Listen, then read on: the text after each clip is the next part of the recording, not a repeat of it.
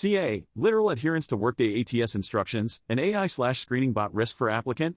CA, tag to follow sub-rules but question applies globally, I think. I'm searching for jobs for the first time in 10 years and Workday seems to be the ATS of choice now. When manually entering or making adjustments to job history, Workday has a checkbox to indicate I currently work here. If the box is checked, Workday doesn't offer a space to indicate an end date to the position. What about situations where an applicant like me has held a series of escalating or lateral positions at the same employer? If that applicant follows instructions literally, they will have an application full of jobs with no end date on them, because the applicant does currently work, here.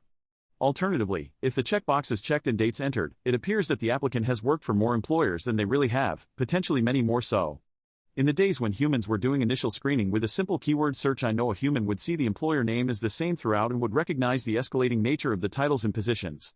They might even realize the applicant is someone whose employer saw fit to not only retain but also promote, the opposite of someone who perhaps has trouble holding down a job. What about the AI/other automated screening tools that may be integrated with Workday or other interfacing tools you talent acquisition folks use? Will the AI identify the candidate as a job hopper and automatically reject them for short tenure if there are end dates associated with those positions? Will it freak out if there aren't end dates associated with the position and reject the applicant as someone who submitted an application full of errors? What should I do? I've had 4 positions at my current employer and 3 at the employer before that. I don't want a robot thinking that I've worked 7 places in 16 years. I appreciate the help.